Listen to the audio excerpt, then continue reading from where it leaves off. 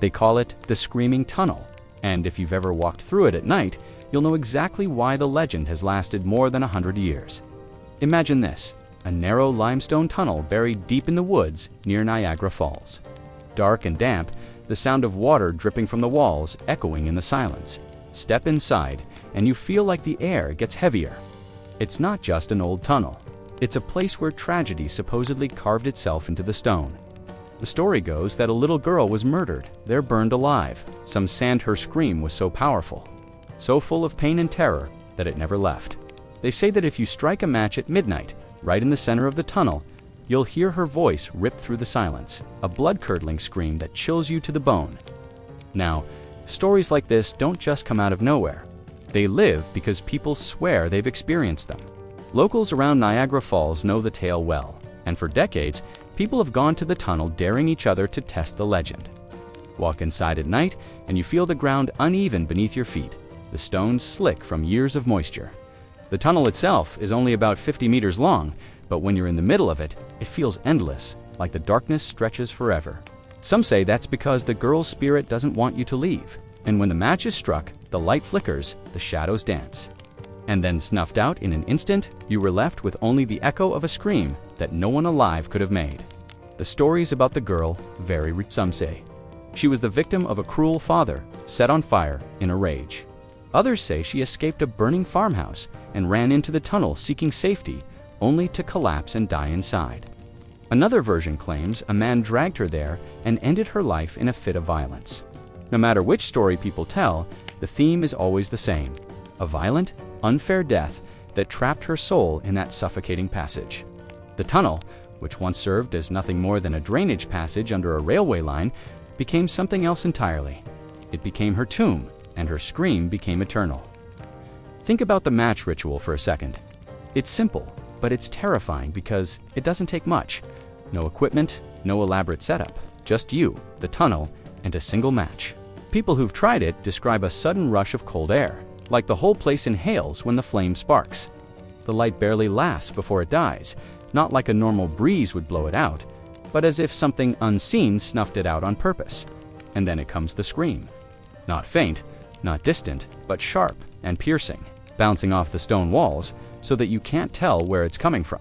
Some people claim it feels like it's inside their heads, while others swear they feel pressure on their chest, like the tunnel itself is closing in.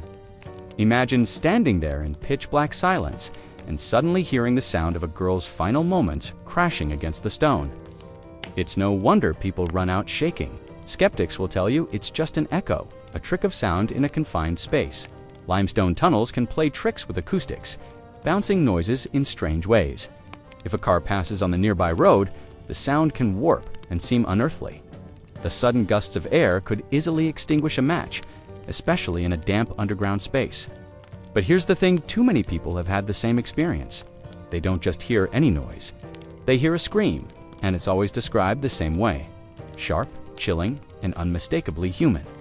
Coincidence doesn't explain why so many different groups of people, over decades, describe the same terrifying detail.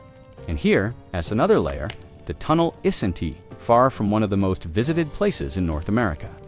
Tourists come for Niagara Falls for the thundering water and flashing lights. But just beyond the busy streets and attractions is this forgotten place of horror.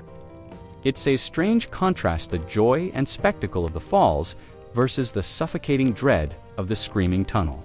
It's like two different worlds coexisting within the same landscape. The falls are about power and beauty, while the tunnel whispers about death and what refuses to rest. Imagine being one of the locals growing up hearing about it. You and your friends dare each other to go to see if the story is true. Maybe you sneak out at night, carrying matches or lighters, your heart pounding before you even reach the entrance. The trees around it are dense, cutting off moonlight. You step closer, and the tunnel yawns open before you, like the mouth of something waiting to swallow you whole.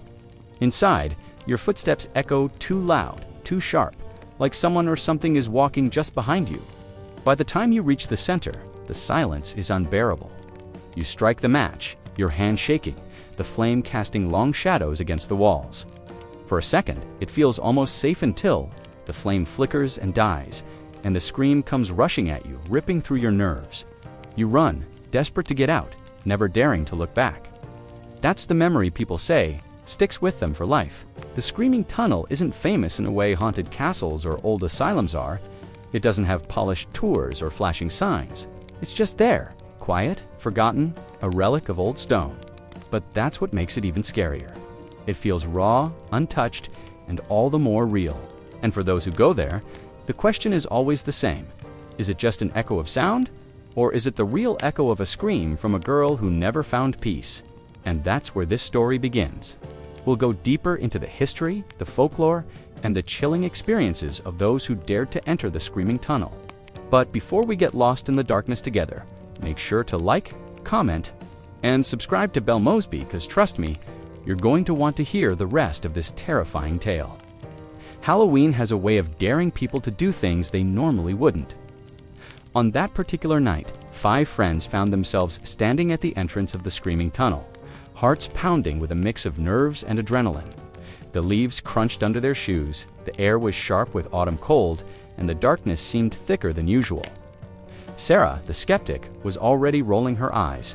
She didn't believe in ghosts, curses, or haunted tunnels. For her, this was nothing more than a chance to tease her friends when they inevitably got spooked by their own shadows. Mark, her boyfriend, wasn't so sure. He laughed and played along, but there was a quiet tension in his posture, like he was forcing himself to act braver than he felt. Emily, Liam, and Chloe, the rest of the group, carried the excitement of explorers about to uncover some grand mystery. They weren't thinking about death or spirits. They were thinking about the story they'd get to tell the next day. Armed with a couple of cheap flashlights, they stepped into the tunnel. The beam of light cut through the black, catching the wet gleam of limestone walls. Their footsteps echoed unnaturally loud, bouncing back at them like whispers. It was only 50 meters long, but once inside, it felt endless. The walls closed in, the sound of dripping water amplified, and the smell of damp stone clung to the air. Emily was the first to laugh nervously, saying it felt more like a sewer than a haunted place. But Chloe hushed her quickly, pointing out how even their smallest sounds seemed magnified. The tunnel was alive with echoes, and even the skeptics had to admit that it gave off a strange, suffocating atmosphere. Sarah walked ahead, flashlight raised high, her voice carrying as she mocked the story. She said it was probably invented by farmers to keep kids out of the woods at night, or by thrill seekers who wanted to impress their friends with scary tales. But as her words bounced back at her in the silence, the certainty in her tone weakened. Mocking something is easy when you're safe, harder when you're standing in the very place the story was born. Mark stayed close behind her, laughing at her jokes, but his grip on the flashlight was white-knuckled. As they reached the center of the tunnel, the air seemed to change.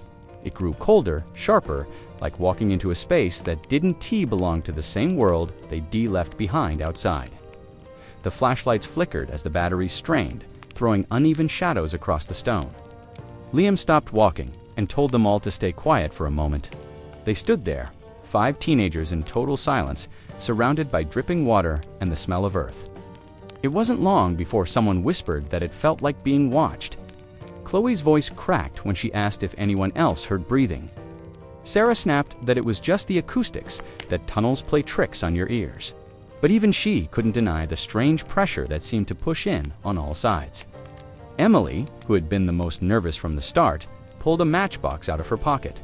She said if they were going to do this, they might as well test the legend properly. Sarah groaned, but the rest of the group leaned closer. One by one, the flashlights clicked off, plunging them into total darkness. The silence pressed down on them. Emily struck a match, and for a split second, the tunnel came alive. The tiny flame lit the limestone walls, the glistening water streaks, and the pale faces of her friends. Shadows loomed tall and twisted behind them, stretching and shifting with the flickering light. The flame lasted only a few seconds before it sputtered out, not from Emily's breath or her movement, but as if something invisible had reached out and pinched it away. The darkness swallowed them instantly, and before anyone could speak, it came. A scream. It was shrill, sharp, and piercing, bouncing off the walls in every direction at once. It was the kind of scream that claws its way into your nerves, making your body react before your brain can process it. Mark dropped his flashlight, the clatter echoing through the tunnel, but none of them bent down to pick it up. Chloe clamped her hands over her ears, but it didn't help the sound seemed to come from inside her head. Liam shouted, telling everyone to run, but the word barely rose above the noise. Sarah, for all her disbelief, felt her stomach twist and her throat dry out. There was no explanation she could form for what she was hearing. The scream went on, longer than it should have. It wasn't a single burst of fear, but a sustained, tortured cry that seemed to bleed pain into the very stones. And then, just as suddenly as it began, it stopped. The silence afterward was heavier than before. The dripping water seemed deafening. The sound of their own ragged breaths filled the void, and in that silence, they realized how alone they felt. They bolted, stumbling over the uneven ground, slamming shoulders against wet walls. They ran as fast as they could toward the faint outline of moonlight at the tunnel's exit. Their footsteps thundered, overlapping each other in chaotic rhythm. Chloe tripped, scraped her knee, and Emily grabbed her by the arm to drag her forward. None of them dared look back. The tunnel seemed to stretch longer with every step, as if it didn't want to let them leave. When they finally burst out into the cold night air, they didn't stop running until the tunnel was a distant shadow behind them. They collapsed in a pile of gasps and sobs, their flashlights scattered and forgotten. Mark's hands were shaking so badly he couldn't even hold his lighter to check if anyone was hurt. Emily's matchbox had been crushed in her fist. Sarah, still trying to hold on to her skepticism, muttered that there had to be some kind of explanation, but even she couldn't meet the eyes of her friends. They all knew what they had heard. It wasn't an echo. It wasn't a trick of sound. It was a scream, a human scream, one filled with enough terror to leave a mark on anyone who heard it. And no matter how much they tried to rationalize it later, they would never forget that moment in the heart of the screaming tunnel. That night, the legend became real for them.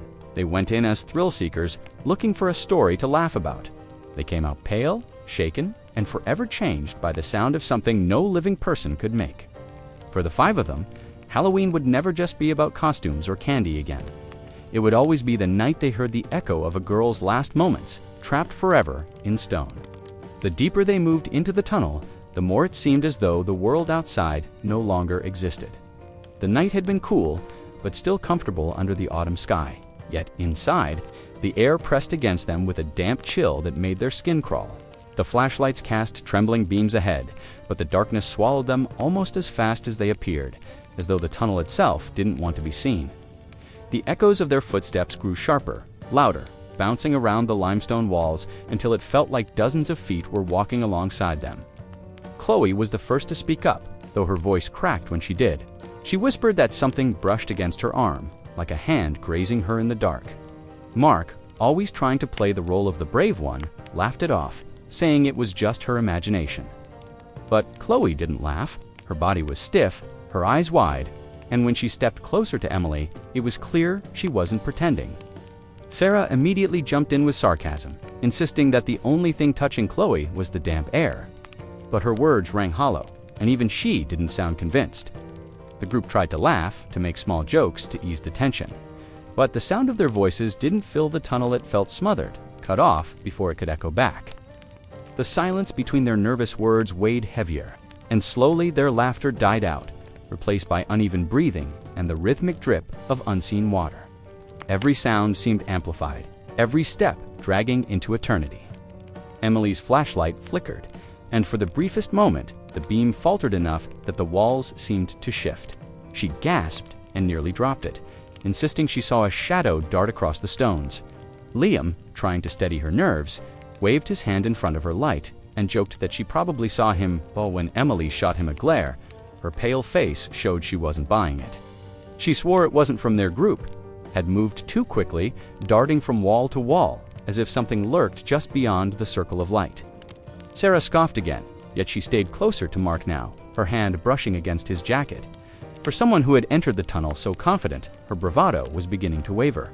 That unseen presence Chloe mentioned didn't feel like a single fleeting touch anymore. It felt constant, like the tunnel was breathing with them, watching them, waiting for something. Liam, who had been quieter than the rest, finally admitted he felt it too.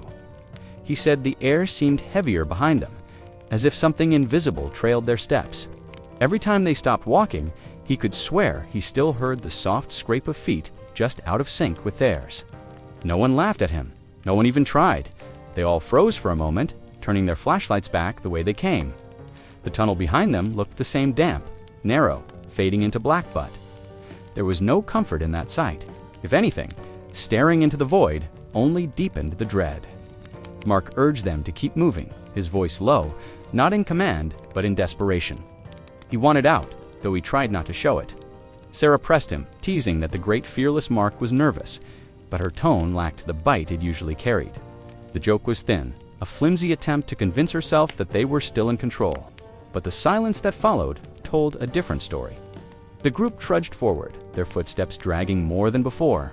The air was so cold now that their breath came out in faint clouds, even though the night outside had been mild. Chloe hugged her arms tight against her chest, whispering that she couldn't shake the feeling of someone walking right beside her. Emily swore she heard breathing, shallow and raspy, not coming from anyone in their group, and Liam kept glancing back, his flashlight trembling in his hand, as if expecting to finally catch sight of what followed them. Then came the sound that made them all stop. It was faint at first, almost easy to dismiss the shuffle of feet against stone, but this time it was too clear, too deliberate, and most importantly, it didn't match their movements. When they froze, the sound froze. When they stepped forward again, there was a half-second delay, like whatever was behind them hadn't expected them to stop. The panic rose quickly, but no one wanted to be the first to say what they were thinking. Sarah tried to rationalize it again, her voice shaking now as she suggested the echoes were playing tricks, but the words crumbled under the weight of the fear in her own tone. Chloe's hand gripped Emily's sleeve so tightly that her knuckles turned white. Liam muttered under his breath, "It's not an echo, it's following us." Their flashlights darted back and forth across the walls, the ceiling, the floor, desperate to find something, anything, that could explain the sounds or the cold breath against their skin. But the tunnel gave them nothing, only stone, water, and darkness that seemed to swallow their light whole. Emily's nerves snapped first. She fumbled the matchbox she'd brought, her hands trembling so badly she could barely strike one. When the flame finally lit, it revealed the pale faces of her friends, their wide eyes darting around like cornered animals. The flame flickered weakly, fighting against the damp air, and for a moment it looked like the walls pulsed with movement, shadows stretching into twisted figures that vanished as quickly as they appeared. The flame died almost instantly, snuffed out like the last one, not by her breath, but by something unseen. And in that pitch-black silence, the dread became unbearable. None of them wanted to say it aloud, but they all felt that the presence wasn't just nearby anymore. It was with them, inside the tunnel, inside the air they breathed, crowding their chests and pressing cold fingers against their skin. Sarah, once so sure of herself, whispered for them to keep moving. Her voice was barely audible, stripped of all its usual confidence. Mark nodded, gripping his flashlight tight, though it barely seemed to cut the dark. Chloe clung to Emily. Liam kept glancing over his shoulder, and together they pushed deeper toward the faint glimmer of the far end. Each step was heavier, slower, as if the tunnel itself was holding them back. The unseen presence never left, rushing past them, breathing with them, always just beyond their sight. And though none of them spoke it aloud, they knew one thing for certain. The story of the screaming tunnel wasn't just a legend. Something was here, and it wasn't going to let them forget it. The match hissed and sputtered as Mark dragged it across the box. A tiny flame flared to life, its glow trembling against the damp limestone walls. The tunnel around them, which had already felt suffocating, seemed to tighten even more as the flickering light illuminated the rough stone. Their shadows stretched unnaturally, long and distorted, twisting into grotesque shapes that clung to the ceiling like specters watching from above. For a brief second, the group held their breath. The match's glow, the only fragile barrier keeping the overwhelming blackness at bay. Then it began. At first, so faint that Sarah thought she was imagining it, came a small sound like a child sobbing softly, a broken whimper woven into the silence. Her stomach dropped, and she looked around, eyes wide, searching for a source that wasn't there. Emily's hand tightened around Chloe's arm. "Did you hear that?" she whispered, her voice cracking. But the sound grew slowly at first, swelling as if the stone itself had a voice. The whimper rose into a cry, then morphed into a scream so shrill, so filled with agony, that it seemed to pierce directly into their bones. The noise wasn't just heard, it was felt. It reverberated through their chests, rattled their teeth, and clawed at the edges of their sanity. The scream had layers like the wailing of a wounded child, laced with the raw fury of a spirit that had never found peace. It ricocheted down the length of the tunnel, multiplying as it bounced from wall to wall, creating the illusion that dozens of voices were shrieking all at once. The match flickered violently, then was snuffed out as if someone had pinched it between their fingers. Instantly, they were swallowed by absolute darkness. The transition was jarring. One moment, there was faint light, and the next, nothing. A blanket of black pressed down on them, heavier than before, as though the tunnel itself had closed its jaws around them. Sarah's breathing turned ragged, quick, each gasp louder in the oppressive silence left in the wake of the scream. Chloe whimpered, but it wasn't like the sound they'd heard before. It was real, desperate, human. "Marklight, another one," she pleaded. Her voice trembled, almost lost against the eerie echo that lingered in the stone. But Mark's hands shook so violently that he dropped the matchbox, and the small clatter of cardboard skidding across rock was swallowed up by the tunnel's oppressive acoustics. Liam swore under his breath and stumbled forward blindly, his arms stretched out in the dark, feeling for his friend. The air felt colder now, biting against their skin like icy fingers, and a damp smell, earthy, metallic, suffocating, rose from the stones. It carried with it the faint copper temps of blood, though none of them wanted to admit they smelled it. Suddenly, Emily yelped. Something unseen brushed against her ankle, soft, yet deliberate, like a small hand tugging at her. She staggered, clawing blindly at the nearest person for support. "Something touched me," she cried, her voice echoing in the claustrophobic black. Her words only deepened the terror because they all felt it too. The sense of being crowded by unseen bodies pressed in around them. The darkness was no longer empty. It was thick with presence, as though the tunnel had been waiting centuries for new souls to ensnare. Mark tried again, fumbling blindly across the stone floor for the matches. His fingers scraped over sharp pebbles and damp grit, and then he froze. A small, cold hand door, what felt like one clasped over his, icy and rigid, stopping his movement. He jerked back, a strangled scream tearing from his throat. The others jumped at the sound, their panic rising like floodwaters with no outlet. Sarah, her rational skepticism collapsing under the weight of terror, pressed herself against the wall, her heart slamming against her ribs so hard she thought it might burst. The scream hadn't ended. That was the most terrifying part. It continued, an unbroken wail that shifted in pitch and tone, filling the tunnel without pause. It was as if time itself had bent to accommodate the sound, stretching out seconds into eternities. Chloe pressed her hands over her ears, but it didn't matter. The noise bypassed flesh and bone, resonating deep inside her skull. Tears streamed down her face as she shook her head violently, desperate to block it out. Somewhere in the chaos, Liam tried to take control. "We have to get out," he shouted, though his voice was nearly drowned by the supernatural din. He groped through the darkness, searching for the direction they'd entered from, but the tunnel had become disorienting. Every side felt the same wet, cold stone. His outstretched hand hit the wall, and the vibrations of the scream thrummed through it like a living heartbeat. Sarah, trying to focus, whispered to herself, "It's not real. It can't be real." But the words rang hollow. Nothing in her logical, skeptical mind could explain how the sound carried such force, how the air itself seemed to solidify with rage and despair. Every nerve in her body screamed at her to run, but she couldn't even tell which way was forward or back. Emily clutched Chloe tighter, both girls trembling violently, their fear feeding each other. "We shouldn't have come here," Emily sobbed, the words barely audible over the relentless shrieking. Mark, meanwhile, was paralyzed, his body rigid, his breath shallow. That icy hand he had felt moments earlier seemed to still linger in his memory, pressing into his skin like frostbite that wouldn't fade. The sound peaked suddenly, rising to a pitch so unbearable that it forced them all to their knees. The tunnel seemed to pulse with the scream, as though it had become alive, its walls expanding and contracting like the lungs of a colossal beast. For an instant, Sarah swore she saw something in the blackness, not with her eyes, but in her mind, the faint outline of a young girl, her face twisted with agony, her mouth open in a scream that matched the one echoing around them. It was gone in a blink, but the impression carved itself into her brain, undeniable and unforgettable. And then, as abruptly as it had begun, the sound ceased.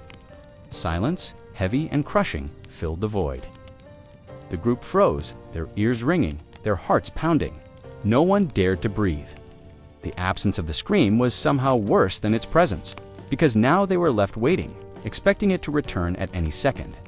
Their fear was raw, unfiltered, each of them clinging to the edges of sanity as the darkness pressed in once more, complete and absolute. They were trapped in the heart of the tunnel, 5 fragile souls against something ancient, restless, and enraged. And though the scream had stopped, the echo of it lingered in their bones, reminding them that they were no longer visitors in the screaming tunnel. They were captives.